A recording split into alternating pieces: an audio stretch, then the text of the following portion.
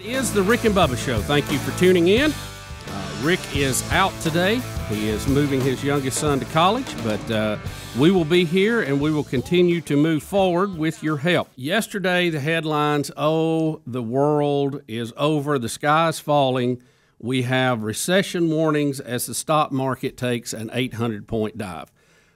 Every time this happens, it bothers me deeply because I know what's really going on here, and I feel like a lot of people, it causes them great despair and panic, and it shouldn't. No. And you should know why this is going on and what's happening.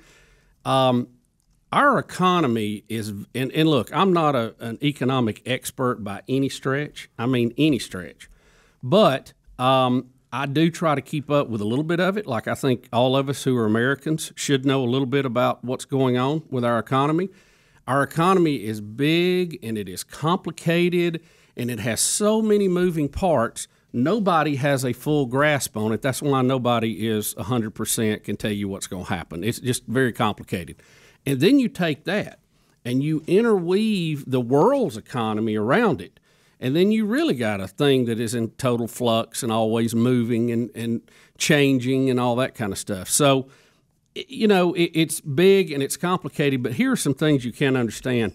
The panic yesterday started over what they call the inverse yield curve, inverted yield curve. And what that is really doesn't matter. It has to do with Treasury notes, 10-year versus overnight versus 2-year, all this kind of stuff. And all you need to know is there's a guy or a group of guys sitting at a desk that makes these decisions. And then those decisions are read by people that's in the financial sector, and they make decisions. And everybody's always looking for the absolute clear sign that something's about to happen. And a lot of people have tied these to previous recessions, which is when the economy basically catches up. If it evens out. There's always a time, it's kind of like when you balance your checkbook. You know, you get out ahead of something, it all has to even up. But you know, this is not a naturally occurring phenomenon, and I think that's the key thing to remember. It's not like a thunderstorm. It's not like an earthquake. It is made by people making decisions and what we think about their decisions. Mm-hmm. So it aggravates me when I see this happen a lot of times, and you're going to have some of these that, like I say, kind of even up from time to time. But and I learned this term this year from a money manager that I'm a big fan of. He used the term permabull, which I think I subscribe to permabull. I want it to just to keep going, get bigger, and keep rolling. Never adjust, never even out. So, but I think it's because I have a positive attitude about it, and I know that America is the greatest country that the planet has ever seen. And on our worst day, we're still better off. We have some idiots here, sure. Everybody does. And we need to do a better job at what we do and the way we do it. But it's still the best thing going. And what is so aggravating about this is there's no doubt in my mind that some of this is not economic as much as it is political. Yep. And our president, who is very popular with some groups and extremely unpopular with other groups, is in the midst of a beginning of a re-election campaign. Well, Donald Trump's biggest claim to fame of his presidency so far has been the economy. And it has been. We're having record numbers of good information coming out, of growth, of jobs, low numbers for unemployment. And look, that's what makes a great civilization, and what keeps our families together and growing is when people have jobs, they can make great living, they can move up in their job, they can, get out. And look, our economy is based on people spending money. It really is. Consumerism. And, of course, there's a point where you start trying to worship what you have and what you want, and that gets out of hand too sometimes. But it's still the best deal going. So, sadly, I think that there are people who dislike the president so much that they are willing to tank our economy. I really do, because they want to take that campaign issue away from him.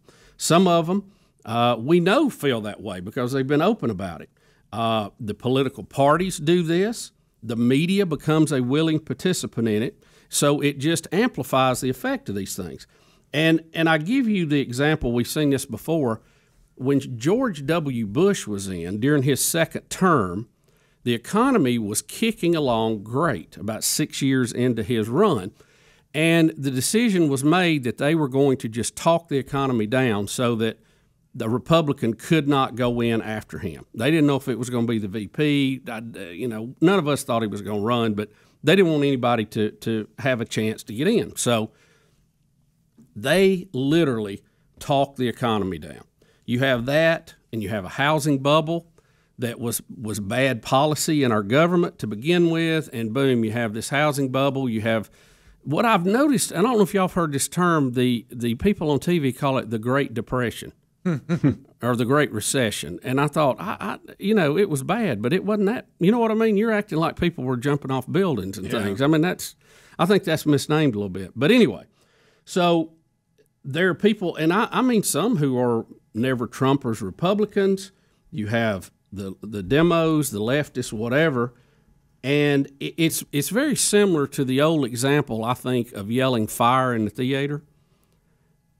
There may not be a fire, but if you yell fire and cause a panic with everybody, then it's as bad as having a fire because people can't get out and they're stomping all over each other and all that. And we've covered that in free speech discussions before, so you know how that is. But sadly, I think a lot of this is almost yelling fire in an economic setting, and it's not as quick and exact, but it has the same type of occurrence to it. So, I would tell everybody, and I had a lot of people emailing me yesterday with questions. That's one reason I wanted to address it today, to say this: the American economy is underlyingly as strong as it's ever been, and historically, when we have these type of turndowns, all it is a great buying experience.